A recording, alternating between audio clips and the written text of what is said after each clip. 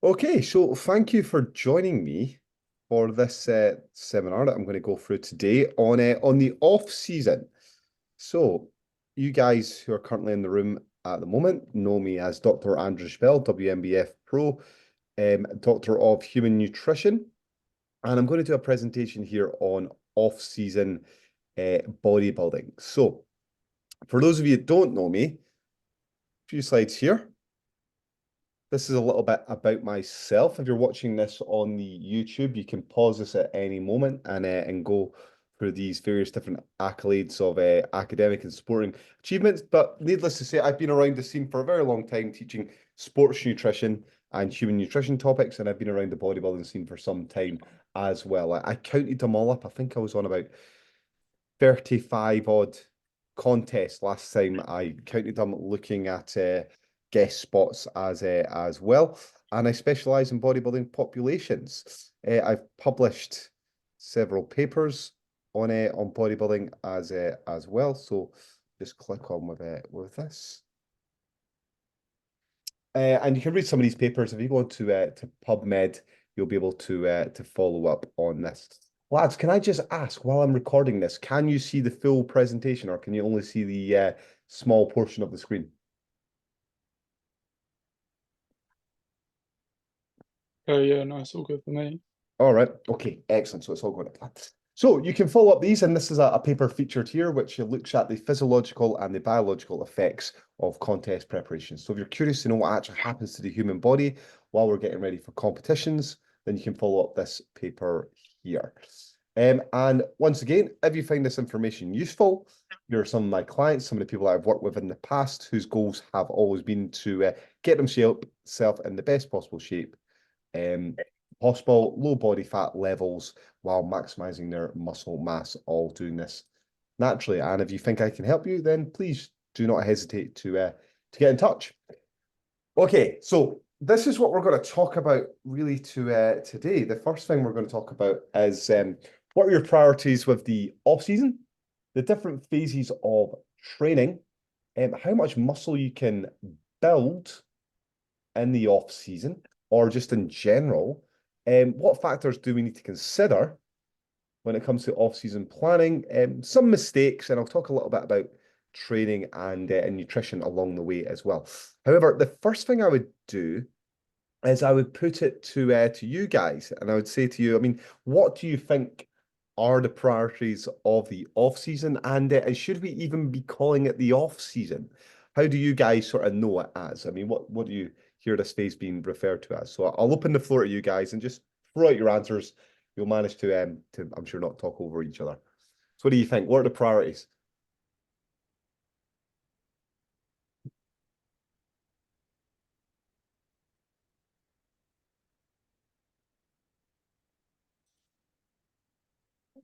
Okay, no takers on this one. Okay, I'm so pretty there's new to this, so I have absolutely no idea how things go. I'm just learning along the way. That's why I have no questions. fair enough. Fair enough on this one. I guess what I would say is when I first started out in bodybuilding, there was this notion that there was really only two phases. There was the off season and there was the on season. The on season was the time when you got ready for a competition and you put all the effort into prep, and then the off season was the time when you were not on a diet, getting ready for the competition. And it's these terms are still floating about today, but people now sort of refer to them as a gaining phase or an improvement phase, because it's not really an off season. So that the name's a little bit misleading in that respect. And there's more phases as well. You've got recovery phases where you finish the season and you need to get yourself back to where you were before. And then there's phases like bulking or trying to make improvements, or there might be mini cuts and so on. So there's a few more things to it. In any case, the improvement, the goals of the off season are not too dissimilar to the goals of the other phases of training. So what we're looking to do is to improve overall. So we want to improve in multiple areas. So things we want to try and do, and Hayden, this is something you're trying to do, is you want to improve your mobility and your flexibility. Because if we can improve our mobility and our flexibility, And then obviously from there, what can happen is we can lift weights through greater ranges of motion. We're less likely to get injured. And when it comes to the performing part of being the bodybuilder, you can pose better. We want to get better at our dieting. So we want to be making sure that we're better at doing our nutrition, whether that's meal preps, making sure that we're better hydrated, making sure that we're taking the correct supplements or the supplements that are going to make a difference, and we can try different things out. There's also a psychological aspect. So I've got things there in terms of resilience, goal setting is an important thing, planning, and making sure you've got the right things in place around that. Building your networks as well. We've got social support. Data analytics is an important thing. Hayden, you've got some nice progress now on your training data sheets that you've got from me, and you can see how you've improved from the start of the training program to the where you're at your current moment in time, and you'll be able to look back in that in a year's time and go, okay, I was there, now I'm here, and you can see clear signs of progress. So important we get good at data practice management and analytics as well to make sure that we are progressing. Training is obviously a priority. We can improve in more areas than just the mobility and the flexibility. We can improve our strength, our power, our endurance, our cardiovascular performance. So if our performance goes up, then generally speaking, our physique gets better. And then we also want to get better at recovering, recuperating, and resting. So these are things that we can all focus on in terms of improving. And if you think about yourself as an athlete or other athletes taking part in different worlds of sport, you can see sort of schemes that sometimes look a little bit like this. So this is me in New York in 2019 at the World Championships. But I've just given you a bit of a theoretical radar plot here. If you imagine the first season when you compete, you've got your blue, I mean, what is that? Is that an octagon? Someone can count the points on that.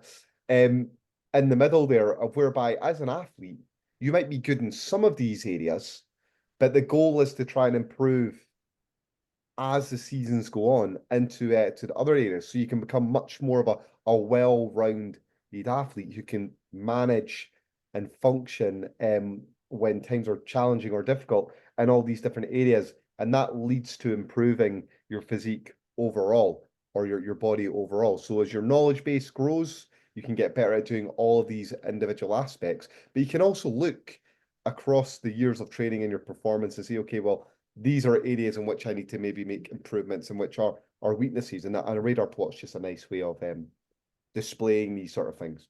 Does that all make sense so far, guys? Sure, yeah. Yep. So the goal, broken down very simply, is to try and improve. And then try and improve in all the areas. So rather than just thinking, I need to get more ripped, I need to build more muscle, you can see that actually there's lots of different areas that as an athlete you can work on and improve yourself. The trick is to try and not get overwhelmed with all of these things. So ultimately, there's lots of different things you can potentially do to make improvements, but you need to plan ultimately at the end of the day to be able to do these things. Now, you can make plans as complicated as you want or as simple as you want. And there's this great sort of notion that complicated isn't necessarily any better. And I've always been a big fan of making things as simple as possible. Not too simple, but this sort of mantra of keep it simple, stupid is, I think, a good one. An example of this is the Sherman tank in World War II, and the Allies, the Brits, the Russians, the Americans, they churned out millions of these things. A very simple tank that was very easy to maintain, very easy to engineer. If it broke down, they could replace the parts very easily. So it was extremely reliable, and it was a stalwart in the war. Whereas the Germans, they took a much more, well, I guess you would call it German approach to do these things, and had tanks by comparison, which were called panzers, and these were incredibly sophisticated bits of kit, incredibly well engineered. However, they weren't as easy to produce in terms of the volume. They weren't as easy to maintain, and they weren't as easy to fix, for example, if they broke down. And ultimately, they couldn't make them as well, and their plans were far too complex for the outcomes that they needed for the war, which was to supply millions of men with these tanks. So again, more complicated isn't always better. And this certainly was a good example of where something did the job very well and very effectively. Okay, so as I was saying right at the start, when I first started, this is how people used to think about preparing yourself for having a good physique. You'd start off with bulking up. That was the off season. Then you cut things down. That's your contest season or your on season from here. The reality is, though, it's more complicated than that. Now, you can make this, just like that example I gave before, as complicated as you want to do it, or as simple as you want to do it. And as I say, you might have a off season, but you can break that down. You can see you can have an improvement phase, and that's followed up by like maybe a tidy up phase. And that might be, for example, if you think you've gained some muscle mass here with your improvement phase, but you've gained a little bit too much fat, and then you've gone a little bit of a diet with this tidy up phase. And then maybe you go for another improvement phase and then another tidy up phase. And then maybe you do a pre-diet preparation phase from here. So as I say, you could make it as complicated as you want to make that phase just by itself. With the dieting phase, again, you can make that as complicated as you want to make that as well. You can have rapid weight loss phases. You could do diet breaks. You could do maintenance phases. You could do what's called a tune-up phase. And then another rapid weight loss phase. So again, you can make it really complicated. But if you're thinking about this, you could see how, if you wanted to be cynical about it, people as a coach might introduce a phase as a bit of a fad to keep a client interested, or how doing multiple different phases might make things confusing for an athlete, if you like, as well. And again, there's value in keeping things simple for that sake. You've got the peak week phase. That's whereby you do something in the final week or 2 weeks before a contest to get the best look you can get. And then you've got this recovery phase because you need to recover. And then the cycle repeats. So as I say, it can be very complicated if you want to make it complicated, or you can make it very simple. But there's distinct phases in here. And what we're going to talk about really is this improvement phase more so than anything here in this talk. Okay. One thing to say is, again, the higher up level of athlete you're working with, the more complicated you can potentially make things. So what you're doing with someone who's a first timer or is an absolute newbie to things like diet and weight loss and training compared to the seasoned professional of 10 years plus, it's quite different. But you should also adjust your expectations depending on the lifestyle that someone leads. An office worker versus someone that's a shift worker versus someone that's got a manual job versus someone that's got to travel overseas versus someone that's got a family. Very different in terms of what you can expect from people. So there's no one size fits all model. And even these people here might move around in terms of something that they want more complicated. This is something you typically see with teens and junior competitors. They want things which are extremely complicated when it comes to preparing for off seasons, when they might not be ready for it. They might not have the maturity to execute some plans. But we are talking about how to be the best competitor. So if you're working with people that you've worked with before, then you've got the advantage of having prior experience, and sometimes you've got prior data that you can work with to help you make improvements. If you're working with former competitors who have done it a lot before, then you've got to sort of think, well, where can you maximize the potential? So if you think back to that radar plot that I had before, is there still areas in which they can improve in? Are they working with great form? Are they doing the correct training programs still? Is that something that they need to sort of look at from there? Are there avenues you need to explore, like the flexibility, and that might help them to hit these poses in a better way, or maybe they actually just need to hit the poses in a better way because they're not particularly good at posing. At higher levels, there needs to be much more diligence to the off season. When I was younger, I remember what I used to do was just get fat. I would come off a diet, just get out of shape, train really hard, and then that was it. And then I would rapid weight loss to try and get in shape for the shows. As I moved up the levels and I started to compete in the opens and then eventually became a pro, that wasn't good enough because I was just gaining too much weight in the off season. And then I realized that it all had to come off and it was just extremely counterproductive. So I had to take a much more diligent approach. Now, if I was doing competitions which are 4 years apart, again, you can take a different approach to that as well. Now, things to consider. Year on year, improvements if you've been training for a long time are likely to be small. Okay, so if you've got a long training age and you've been training well, then improvements you're going to make year on year are small. Yeah, you're not likely to get as many personal bests, etc. Now, that doesn't always correlate with the athlete's age. If someone's started training at 30 rather than training at 20, there's obviously going on something there. If someone started training at 30, has been training for 10, 15 years, but they've been training badly, then you've got lots of scope for improvements there as well. And then again, just going back to this point I made before, like not everyone's willing to lead the same lifestyle they led in their 20s by the time they get into their 30s and their 40s if they are competitors. So just worth bearing in mind as well. Okay, so we've got our phases. We've got our recovery phase, we've got our improvement phase, we've got our pre-season phase. And the goal of each of these phases here is once we get off our stage, so being extremely lean like I was in these images before, that was great. I looked fab, but you don't feel very well. So you need to go for a recovery phase and you need to regain weight and fat to something like your off-season stage weight that you're off-season weight you're walking around with.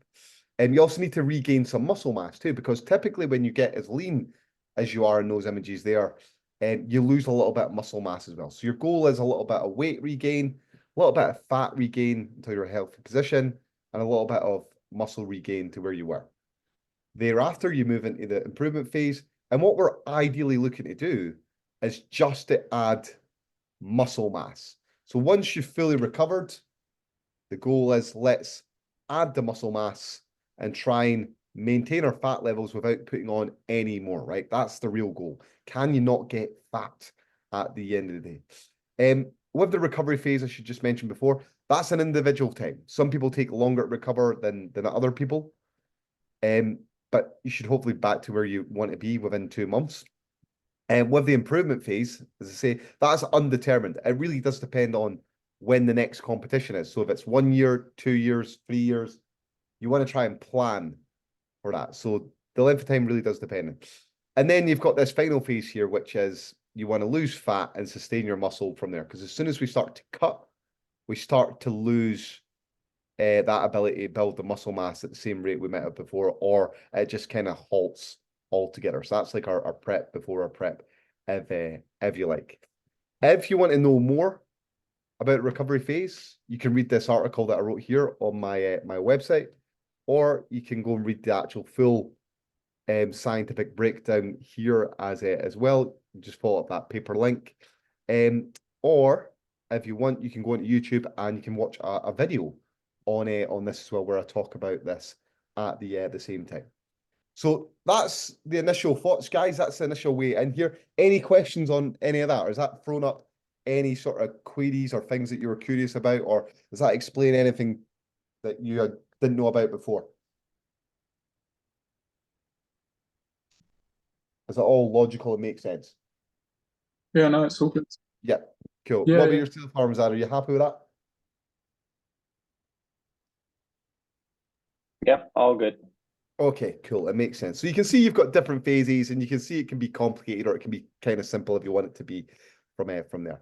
The next question I've got for you guys is, how much muscle do you think you can build in a year? What do you think? How much muscle can you really build?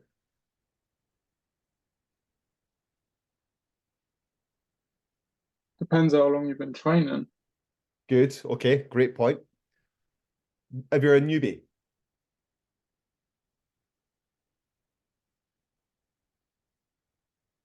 what do you think? Say If it was kilograms. new, Yep. Like new, you uh, mean 0 to 2 years? Yeah. Yeah, let's go with that.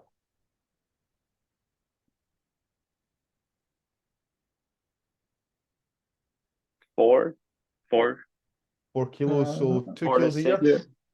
Yeah, Yeah. Okay. yeah, That's not a bad shout. I'd say. What about have you been training Yeah. for 6 years? Much less, probably like 1, 2, maybe. Yeah, 1.5, half to 1.5. 1.5, maybe. And have you been training for 10 years? I don't know. Less than a kilo. Yeah, less than a kilo. I Sure. mean, do you know, I don't know if we really know, once you've been training that long, how much you can build per year after the fact. Because if you've been training for a long time, I don't even know if there's studies on it, to be frank. But in any case, we'll come back to this later on, right?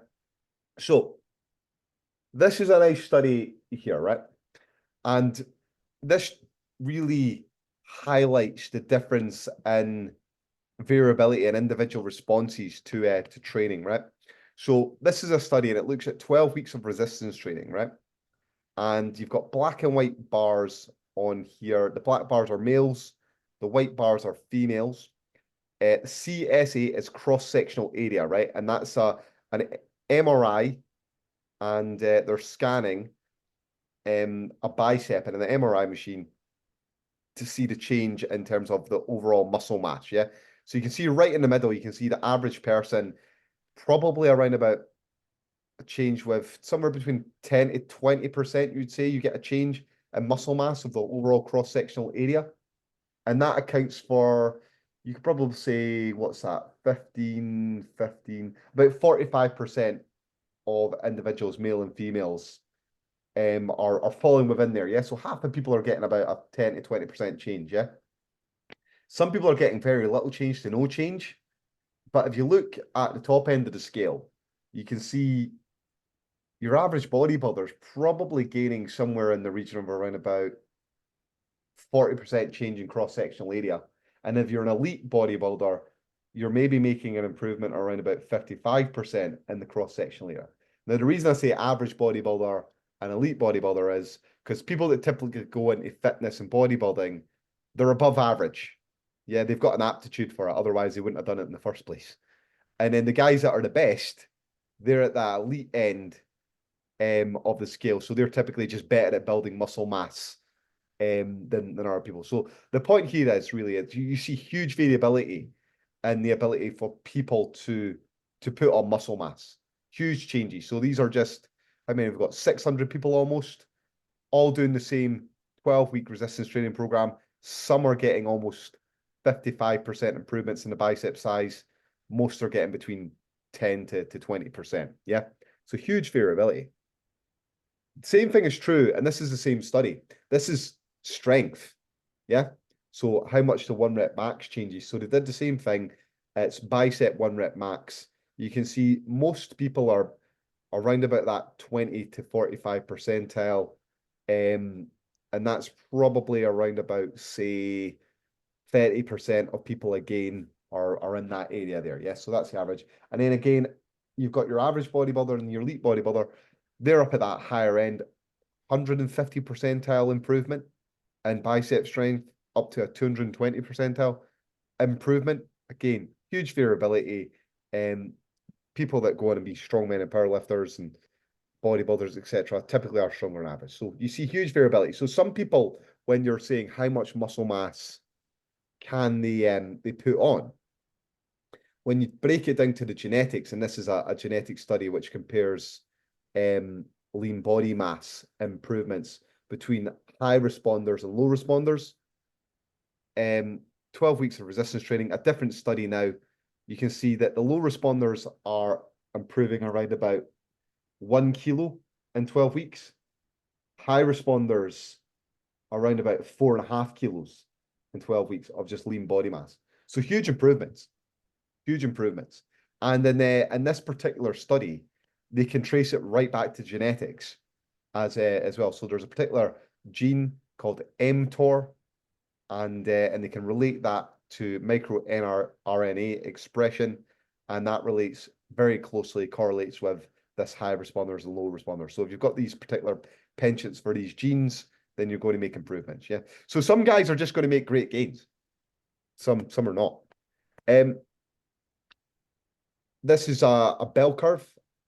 You guys are clever. You've probably seen one of these before. And if you take most populations for things, this is typically what you see. So if you just think about height, for example, most people fall within the 35, what's that? That's 70 percentile here. This is where the mean is, the median value. You've got people that are one standard deviation away. Your average bodybuilder's up here, and then your elite bodybuilder's up here. So when they're challenged, they fall like this. So in any population, you'll see things like this. Training studies now. So what we've kind of seen from training studies is, and this is a review here of improvements, a systematic review and meta-analyses. I think there's around about 70 papers in this study, and it looks at how much muscle mass people build. It's characterized as fat-free mass. I should say fat-free mass is not the same as skeletal muscle mass, because fat-free mass also includes things like bone tissue, organs. It's all the things which aren't fat mass. But what they kind of show from this is that you've got training years here from 0 points up to 5 years, that you can make improvements year on year. They reckon up to around about 5 years. An average trainer will gain around about 3 kilos within 5 years. And that those improvements, you get a sort of confidence interval, which says that the improvements are going to be roughly probably somewhere between about 1 to 5 kilos is what your average trainer is going to make after 5 years of training. The average being 3, but that's the range.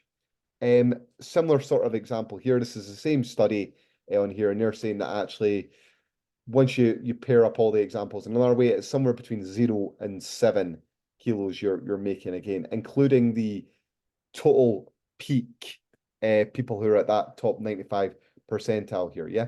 But after 5 years, your gains slow dramatically. Does that all make sense so far, guys? And does that fit with what your expectations were about muscle mass gains? Yeah, I would say so. Yep. Okay. The problem comes though, once you've started to train past that 5-year mark, your gains really start to slow down, yeah? You're really talking diminishing returns. So you go from maybe being able to add a kilo a year, or rather maybe 3 to 4 kilos in that first year, down to around about a kilo a year by the time you get to 5 years, to something in the region of maybe about half a kilo to potentially even 100 grams per year once you've been training for, say, about 15 years. I can tell you guys, when I first did my pro show in 2014, I think I was around about 80 kilograms on stage, maybe 79. The last pro show I did, I was the same weight. So it's 10 years between those two pro shows. I don't think I'm probably really any heavier now than I was then. You just don't really gain that much more muscle mass once you've been training for a long time. And this is where I've got this sort of figure of 100 grams per year from here. So if you break that down, it's less than 10 grams a month. It's probably less than 0.3 grams per day, right? So it's not huge amounts. It really isn't huge amounts. There's not really many studies that you can find. I don't think there is any of like elite natural bodybuilders to sort of say these people have been training for 15, 20 years really well, put them on a 12-week training study, how much muscle they improve. Once you look at studies like that, what you tend to see is they use either biopsies, where they stick a needle in your arm and they pull out the needle, and then they measure in less than millimeters the improvement in the thickness of the sarcomeres because the muscle mass's length is so long, or they look at cross-sectional area with MRIs. So we really don't know at the end of the day how much muscle you can build after you've been at it for a long time, but it's probably not a lot per year. Yeah, it's probably small. Otherwise, we'd all just keep getting bigger and bigger until we were Ronnie Coleman's size. And clearly, as natural athletes, that's not viable, right? Because there's a limit. Now, you can kind of estimate what that would be based on something called the fat-free mass index and kind of work out what your natural potential could maybe be. And how you do that is you take your overall body mass, you subtract your fat mass, and then what's left over is your fat-free mass. And then if you divide that by your height squared, you'll get something called a fat-free mass index. And with that, we reckon that an upper limit is probably somewhere around about 25 kilograms of fat-free mass per meter squared. Yeah, so it's basically BMI minus the fat mass. Yeah. Now, there are limitations of it because the bigger your skeleton is, the more muscle you can put on, right? The smaller your skeleton, the less you can put on. It's like putting books on a bookcase shelf, right? If you've got a big bookcase, you can put more muscle on. If you've got a small one, you're going to struggle to really put on. But we reckon the limit's kind of around there. So you could do the sums and work backwards, and then you'd have an idea of how much muscle you could potentially gain that way. But it's a very great area. One thing we do know, though, and this is research that I did a few years ago in 2018 and 2021, I published this.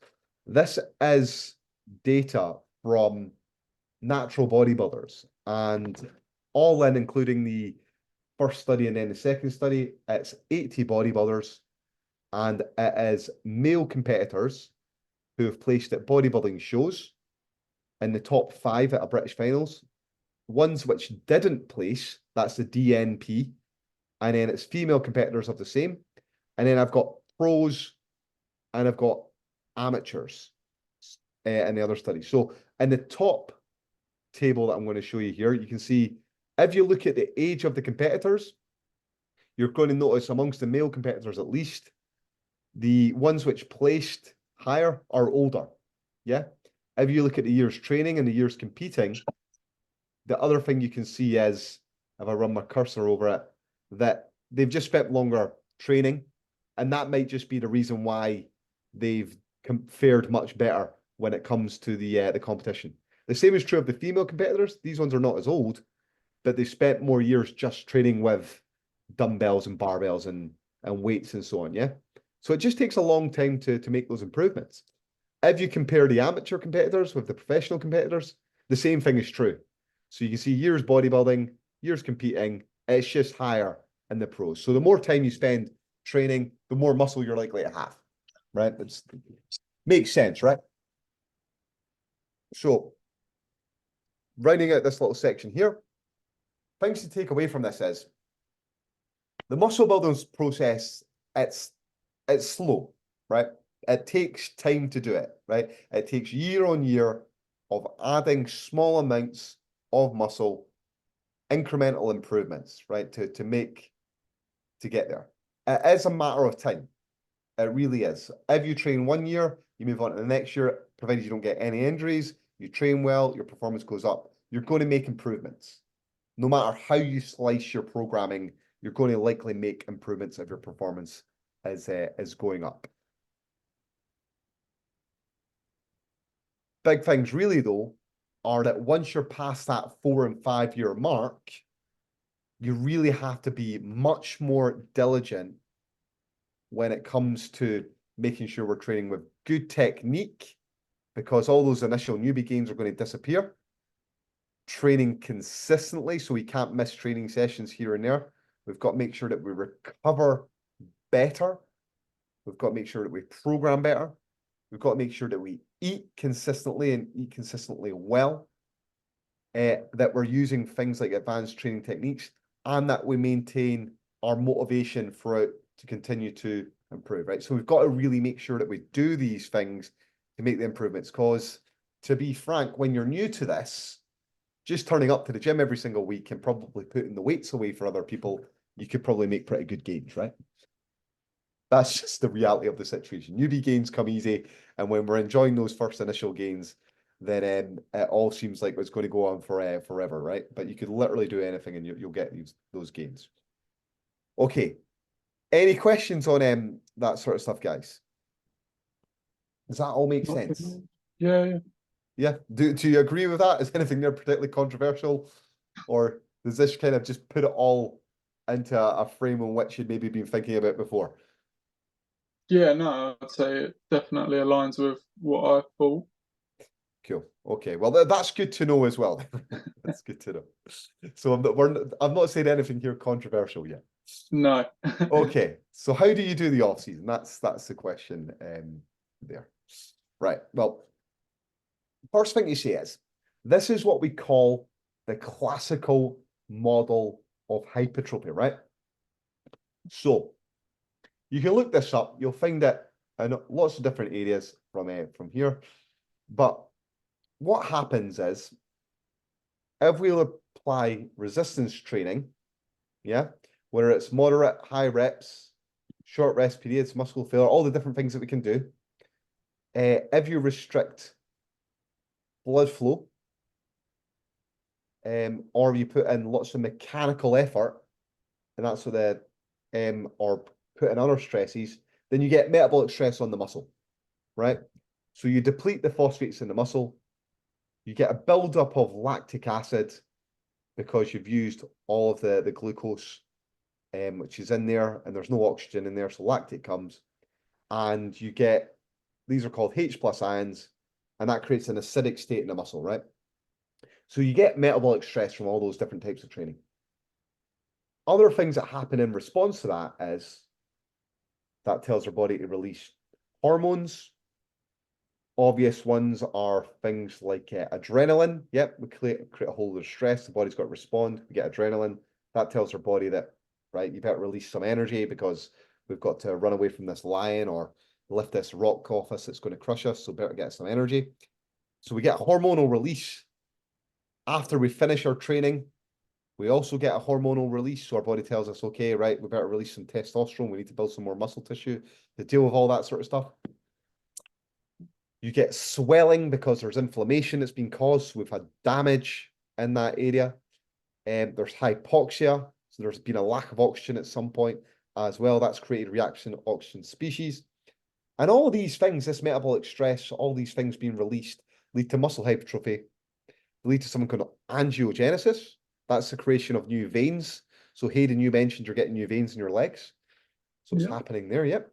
But we also get things called mitochondrial biogenesis. So our body's got to create more mitochondria, and these are like factories in our cells that tell our body to utilize oxygen better so that we can create more energy with carbohydrates and fats, right? That makes sense as well. Another way to think about it is like this. We get mechanical tension, e.g. the weight that's been placed on us. That metabolic stress, like I mentioned in the previous, so that lactic acid building up, deprivation of oxygen going in there as well. You've got muscle damage, but you can see you've got a whole host of other things that are going on here as well, which lead to hypertrophy. And then at the same time, there are also, with metabolic stress, we also get neurological factors, and that leads to an increase in strength. And there's a very good relationship between hypertrophy and strength, right? Bigger muscles typically make us stronger. Stronger muscles typically are associated with more hypertrophy as well, right? Now, what this means is, it means there's lots of different ways in which you can get growth from a muscle. So whenever you're looking on Instagram or YouTube or something like that, and someone's promising you the latest and greatest new program to help you build muscle tissue, it's probably just, it's probably exploiting one of these many different pathways. It's maybe creating more metabolic stress, maybe creating more mechanical tension, it's maybe creating more muscle damage. It's maybe doing all three within it, or maybe it's allowing you to recover better from these things so that you can get the growth at the end of the day. But it means there's lots of avenues for growth. It means there's a lot of things that work. And it also means there's a lot of things which you could potentially explore that you might not have explored before. So if you think back to the examples that I gave you before about, well, if you've been training for a long time, you might have to do some new things. You might have to explore areas that you've not gone to before. And that might allow you to unlock new avenues of strength and growth. So a lot of things work at the end of the day. Now, with that in mind, well, and this looks a little bit blurry, but you get the idea. The goal should really be to periodize your training programs. So a little bit of theory here, guys, but a macro cycle is what we call the whole year, or say a 6-month phase. So you imagine you can take your training You can break it down over a year. That's called the macro cycle. Within that, and this is an example here, you've got a preparation period, competitive period, a transition period. These are what we call the mesocycles. Yep. So, or these are other macro cycles. And then from here, you can break it down again. You might do mesocycles within these until you get down to the microcycles here. And these are the weekly phases of the training program. So you can imagine, and Aidan, you'll be familiar with this, but we've got training session, we've got training program 1, training program 2, training program 3, training program 4, training program 5, training program 6, and it should all fit within an overall arching macro cycle. So it's planning at the end of the day, and we should be trying to achieve different goals in different phases. And you can see how here, how you could fit that overarching idea of the different training phases and the different periods of the bodybuilder season into your overall macro cycle to make it work, right? To make those improvements.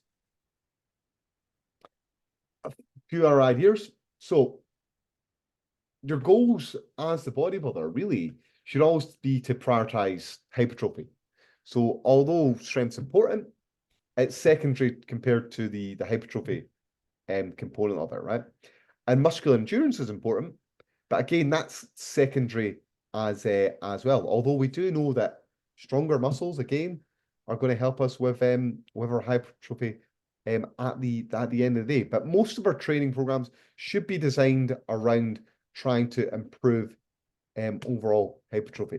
That's not to say though that you can't always include phases in the training whereby we're adding power training, flexibility training, cardiovascular style training. What a lot of athletes do when it comes to sports like football and rugby is they typically have the classic pre-season phase, the preparation phase. That's where they focus on building all their fitness up and they're getting their aerobics all the way up as high as they possibly can. And the goal is to try and ensure that aerobic fitness builds up so that you can then maintain it over the course of the full season. So in a weightlifting context, in a bodybuilding context, we get stronger initially with a goal to try and maintain that strength over the course of the season, and it carries over into our hypertrophy type training later on. You can see from here. Yeah. Does that all make sense? Yep. Yep. Cool. So you've probably now, going back, Aidan, you can look at that program I made for you and go, oh, right, I can see why you've done that now. If you weren't thinking that before, right? Yeah. Yeah, so now Yeah. it's No, definitely. the context makes sense, yeah. Or what's it, the meme 4D chess, right? Okay. Now there's lots of different types of training. And if you go back to that classical hypertrophy model, you can see, right, okay, well, if lots of things lead to muscle growth, I can train in lots of different ways, right? So I can do strength phases, I can do power building, I could do hypertrophy, I might do machine only, I might do free weights, I could do strongman, do powerlifting, I could do CrossFit. And then the training programs themselves, I mean, they might be 3-day, 4-day, 5-day, they might be on and off, they might be alternate. And then again, they could be single body part, they could be push-pull legs, they could be full bodies, they could be weakness focused. Generally speaking, a plan should probably go somewhere between 4 weeks all the way up to around about 16 weeks for the strength programs. The hypertrophy programs are probably a little bit shorter from here. So it really just depends on the individual you're working with, what makes sense in terms of the context. And if you go all the way back to those initial slides that I was talking about, where I was saying that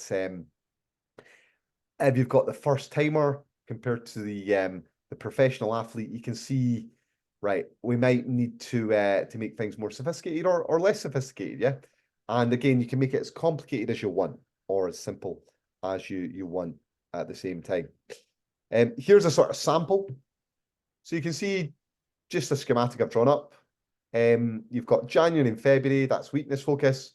You've got March, that's a strength program. You've got April and May, hypertrophy again, different type of program. And then June, you've got a strength program again. And you can see how the sets change. So you've got, say, 15 sets. Strength is hard, so we're doing only 12 sets. The volume goes up, though, for the second hypertrophy phase. And then the volume comes down for the second strength phase. Frequency per week of training, see, changes as well. And you can change the nutrition at the same time. So you might go higher calories, might go lower calories, just depending on what the demands are of the program, right? Ultimately, though, if you can improve your 1, 3, 5, 8, 10, 12, 15, and 20 rep max on your big exercises, then you're going to make improvements, particularly when it's difficult to track muscle. So that's why I think performance is always one of the key things that you want to track at the end of the day. Right, I'm going to just round out this last little bit here. So take home here is, don't think about your off season as just a single training cycle. You've got to think about it in terms of the context that top down, it's going to be a whole year. How are you going to approach that whole year? You're not going to do the one program. That's short-sighted, right? You've got to do multiple programs on here. Gains are likely to be small, so maximizing performance is going to be the most important thing when it comes to trying to make improvements. Okay, any questions, guys, on that stuff? Does that all make sense? What do you think? Yeah. So as a kind of coach, what affects your sort of decision in what training program you'd give for, I don't know, either yourself or maybe for someone like me? Oh gosh, there's so many things, Hayden. There's so many things. I mean, that's why we give you like a consultation document prior to going out, because it's important what your goals are, right? At the end of the Yeah. day, if you want to just get ripped, then and you've got a 12-week window, then to do that, and then I'm thinking immediately, right? Okay, well, this is maybe not going to be a long-term thing to go for on here. Equally, if you want to be a power lifter and you've got the competition at the end of the year, but you've got multiple competitions staged throughout, then I'm going to have to put in strength phases earlier on, haven't I, to sort of Yeah, get you yeah, ready sure. and peak for those things as well. So it's not like an easy question to answer at the same time as well. People go on holiday, so Yeah. like you've got your best laid plan. I'm like, right, I want to do it like this, but people might change from might ruin your planning that you've got from there. You've got to just consider what the goals are of the individual, how much time you've got to potentially work with them from there, what their weaknesses are, and where you can improve on them. For the bodybuilder, you should always prioritize those potential weaknesses. And then, I mean, you might have your own goals. You might have said, right, Andy, I've got a great chest and I really want to improve my bench press, right? I'm like, oh God, you need to get a better back though. I'm going to have to design some sort of program which does that for you, because I've got to keep you happy as well, don't I, at the end of the day? And Yeah, yeah. stuff's also got to be fun too. Yeah. And believe me when I say that, hey, and you're a clever guy, but I've worked with some people, I'm like, they just don't get it. I'm like, right, this is going to be too complicated for them. I need to make this simple, because I can't explain it to them in a way which they understand it, or they don't appreciate the nuance of it from there. So it really depends. But the goal is ultimately to try and make you improve from the start of the program to the end of the program and each little block that we do. Because Yeah. you'll notice by now, like with your bench press, for example, you're starting to plateau Mm, in that rep range. So we can't get much more out of that. So we're going to have to do yeah. a new program soon with a different rep range. But then if we come back to that original program you did in a year's time, you maybe now can go up 2.5 to Yeah. 5 kilos. And that's, I mean, if that's great, you can put 5 kilos on in a bench press program, really, because you now know how hard it is to improve on there. But that's what you're working with. So it's small incremental gains that you're making all along. I don't know if I fudged the answer to your question or not, but are you satisfied with that? Yeah, no, it sounds good. Yeah, it's complicated. It just kind of depends. I mean, I know, for example, guys that I Yeah. work with in the bodybuilding world, I know, like, roughly speaking, right, the best guys lift probably this much weight on a bar. So we probably need to get you in that region performing at a kind of that level. And that's a good sort of Mm, barometer as well, right? So like big legs, probably if you squat 140 for 10, you're probably going to get really great yeah. development there, right? You see what I mean? So I've got some soft Yeah. barometers that I can use from there, just from experience. Okay, bulking now, right? Here's me fat. I will say, right, this is me during COVID on the far left, right? I remember training in my garage um, at one point. In fact, it was freezing cold. I think at one point it was -16. But because it was in a garage, an underground car park, it managed to not get quite as cold as that. It wasn't as cold as that day, that's for sure. But I got really heavy. Guys in the gym were bullying me. They're like, Andy, just get to 100 kilos. I was like, right, okay, I'll try my best. But I got to 99 kilos. It was fucking brutal. I hated it. It was so bad. I just got fat. That picture's not too bad though, because I think the lighting was just kind to me on that particular day. Because the photo next to me, where I'm standing like my spare bedroom in my pants, standing in my pants a lot here, you can see. I was 95 kilo, and I don't look anywhere near as good as I don't think as the one on the far left, right? It just the lighting is not as kind from here. So 99 kilos and 95 kilos. This is the heaviest I ever got when I did off seasons for bodybuilding. So bulking, if you like, right? Here's me on stage in 2019 at the World Championships, and here's me in 2022 at the World Championships, right? On both occasions, it was about 79 kilograms, right? About 79 kilos. And usually what I do with the off season for years is I just get to around about 80, 99 kilograms. I feel okay at that sort of body weight. I can train well in the gym, perform well in the gym from there, right? So I got heavy as an experiment. I took some advice on it, and it made absolutely zero difference, I can tell you, getting that much heavier to the muscle mass that I brought to the stage. It really did not help at all. Really didn't help at all. And it just made things much, much harder for me. So I wouldn't recommend it. In terms of the actual overall strength, I was not any stronger than I was when I was 90 kilos compared to I was 99 kilos. It just did not help at all. The other things as well, though, my gosh, my cholesterol levels were not as good. I knew that for a fact. My blood pressure was not good. It was just hard work, just moving around. Like I'm 5'9" and I'm carrying around 99 kilos, just like climbing stairs and stuff. I was like, my God, this is heavy. Moving all this weight, touching my toes was an effort. Blood glucose levels weren't as good. And man, I was sweaty as well, right? Flexibility wasn't as good, right? So all that excess weight, most of it was just fat. It really was just excess fat, right? And the conventional wisdom, I think, for a lot of younger guys when they first start is you just bulk. That's the thing we need to do with nutrition. We need the calories to add the muscle mass. But again, let me show you another periodized approach, right? So when we think about the strategies, again, when I was younger, it used to be you've got your improvement phase or your off season, and then you've got your on season. That's where you're going to be catabolic. That's your prep, right? So anabolism is building muscle. Catabolism is breaking down tissue. That's losing fat. Now, anabolism also includes building fat, just like catabolism also includes losing muscle mass. And there's something called the 1/4 rule. Well studied. You can find this. You don't have to look too far. For every kilo of fat you lose, they reckon around about 25% of it is fat-free mass, right? So it's not all muscle mass. Some of it's bone tissue, some of it's fluids, some of it is glycogen, but a percentage of it is muscle mass. So you've got to watch the contest preps.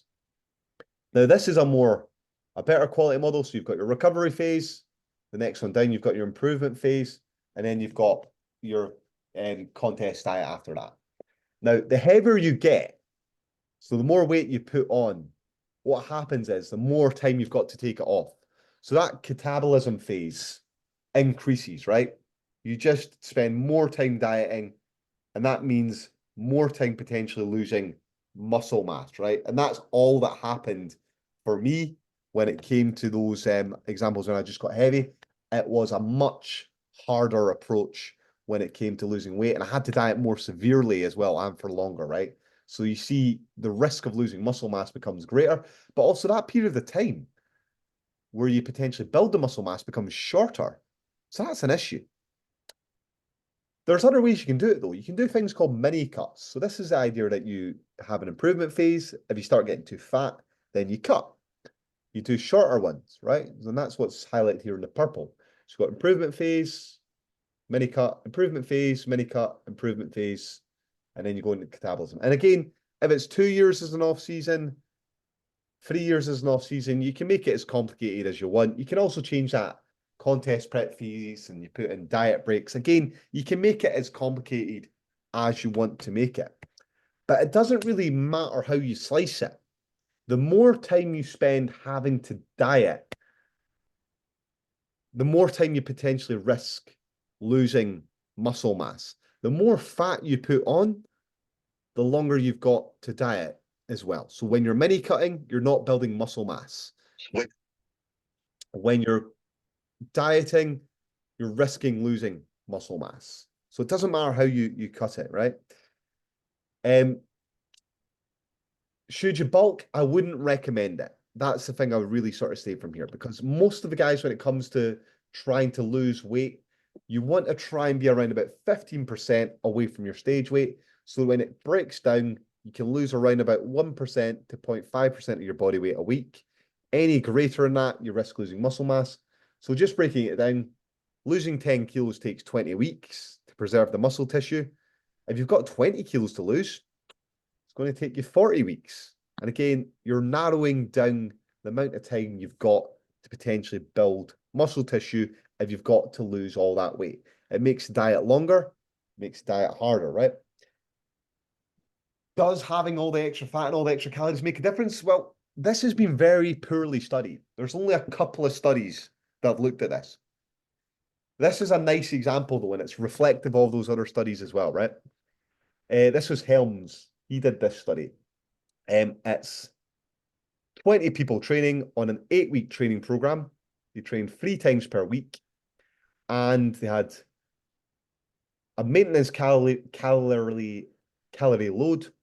They had a 5% surplus, or they had a 15% surplus. And then by the end of the trial, what they did was they measured the amount of muscle mass the guys had, and they measured the amount of fat mass that the guys had.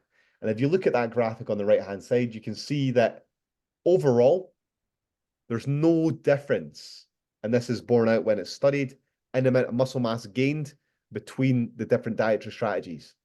If you've just got a surplus, the guy's just got fatter. That's all that happened with that. So at least in a short period of time, it doesn't make sense to add all that fat mass or have a whole load of extra calories. Muscle does require energy, though, and people have tried to estimate it. But again, it's not very well studied, right? This is Gary Slater. He said that you're probably looking at somewhere between around 359 to 478 calories as a requirement to gain an extra kilo of skeletal muscle mass, right? But he says it's not actually clear if those calories have got to come from an external source, or if you can just use your body's internal fat stores already, which makes sense when you think about people body recomping, really, that they don't really change the amount of maintenance calories coming in, but they get much more muscular and they change their body fat. But ultimately, you need enough calories to maintain your body's energy requirements. You need enough calories to maintain the body's systems, to maintain the training, to maintain the additional calorie cost on top of building the new tissue. And this is what this graphic here really sort of highlights on here. So I'm just going to round out this little section here. So bulking probably makes sense when you've got the ability to gain large amounts of muscle initially, but as you get older, it makes less sense. And when it comes to the competitor, longer diets result in you losing more muscle mass. So controlling the amount of body fat you put on is really sort of vital from here. But guys, any questions on that stuff? Is that surprising, or anything you can think off the top of your head that you think you want to add to that? Yeah, no, I'd say that completely aligns with everything that I've done. I've gone and got too fat and had to cut down, and yeah, it was a bit of a waste of time for me as well. All right. Okay. Well, I'm glad that you said that, Aidan, that we are aligned on this one. I spoke to a young lad in the gym the other day there, and he said to me that he's lost a whole load of weight, and then once he's going to finish getting to the end of his cut, he's then going to bulk again. I was like, well, why would you do that? You're just going to get fat again. Like, you've spent all that time. Why don't you just then build the muscle mass you've got from there? So yeah, I don't know. It definitely comes some of it from this sort of notion that you can build huge amounts of muscle mass. Once you realize that muscle mass gains are actually quite small, and you realize, okay, well, maybe you don't need a huge amount of calories surpluses to gain a hold of muscle mass. Particularly when you think about, well, maybe I'm only going to gain like a gram of muscle a day. If it's Yeah. 365 grams of muscle in a year, then maybe I actually don't need 500 extra calories or huge amounts of extra fat to really make all that difference to build the muscle mass. Gents, I'm conscious that I've got to an hour on this presentation. You've listened to me talking a lot. I had a few more slides on here. I'm going to whiz past these so you take a look on here, but I'm happy to open it up to a discussion. I'm aware that you've got other things you want to be doing this evening as well. Just a few mistakes I would mention on here. Most people just simply don't plan. That's the main thing. They don't plan on what they're going to do. They're not thinking long term.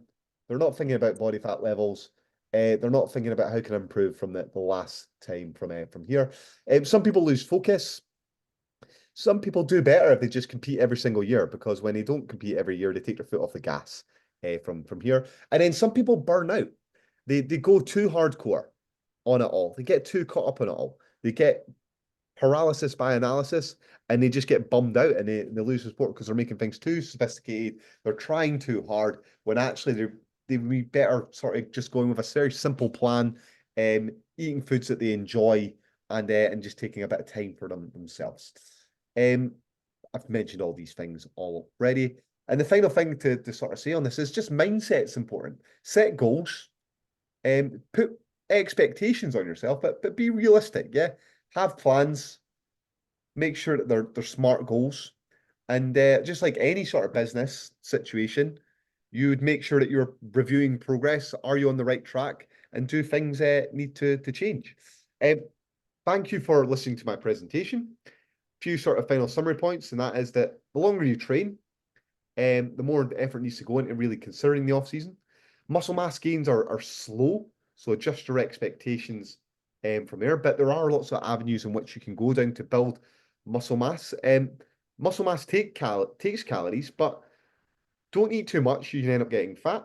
And that anabolism is important. You should try and spend as much time as you can being anabolic rather than being catabolic to maximize your goal of adding muscle mass, and just make a plan. If you found this interesting and useful, then please do check me out. Visit my website at www.thenaturalbodybuildingcoach.com. I've been Dr. Andrew Chappell, and thank you for all of your time at this presentation this evening. Thank you very much.